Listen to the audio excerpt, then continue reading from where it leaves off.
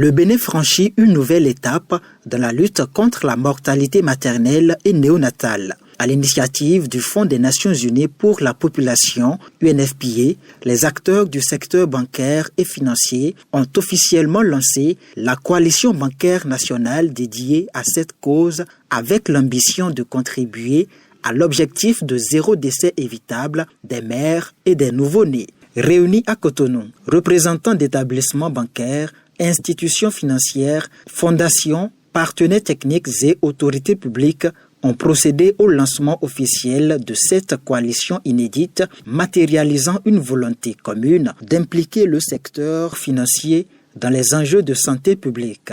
Au cœur de cette initiative figure un plan d'action couvrant la période 2026-2028 doté d'un budget global de 4 445 930 483 francs CFA. Ce financement vise à soutenir les efforts déjà engagés par l'État dans le cadre du Plan national de développement sanitaire 2025-2029. L'objectif affiché est clair: renforcer les interventions existantes, améliorer la coordination des actions et mobiliser de nouvelles ressources pour réduire de manière significative les décès maternels et néonatals évitables. Pour l'UNFPA, cette initiative dépasse le seul cadre sanitaire. Elle constitue également un levier économique et social majeur. Selon les études, notamment les études de la Banque mondiale, chaque franc injecté dans la santé maternelle pourrait générer un gain de productivité de 9 francs CFA. Le secteur bancaire a su protéger les entreprises pendant la période Covid. Et je voudrais le féliciter pour cela. Et fort de cette expérience, nous pensons que le secteur bancaire a le pouvoir aujourd'hui de sauver des mères et des nourrissons. Et le Bénin, c'est très heureux de cette contribution basée sur l'expérience acquise pendant la période de Covid. Je voudrais humblement vous exhorter à soutenir la concrétisation de ce plan pour que demain, ensemble, nous puissions dire, quand vous mettez votre argent à la banque, vous serez des milliers.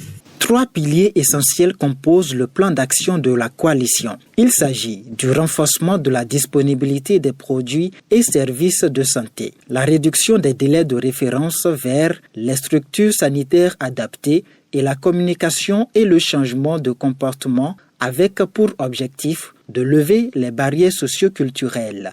Présent à cet historique rendez-vous, le secrétaire général du ministère de la Santé a rappelé que le défi reste important car, malgré les progrès réalisés ces dernières années, environ 391 décès maternels pour 100 000 naissances vivantes sont enregistrés. La réussite de notre plan d'action reposera sur notre capacité collective à agir de manière concertée, à innover et à mesurer l'impact de nos interventions. Ce plan d'action exigera également un engagement durable, car les défis à relever sont complexes et nécessitent des réponses adaptées et pérennes. Je voudrais donc saisir cette opportunité pour inviter chacun d'entre nous à s'approprier pleinement cette initiative, à renforcer les synergies et à faire preuve d'audace dans les solutions que nous proposons. Ensemble, nous pouvons faire en sorte que chaque femme ait accès à des soins de qualité pendant la grossesse et l'accouchement et que chaque nouveau-né ait les meilleures chances de survie et de développement.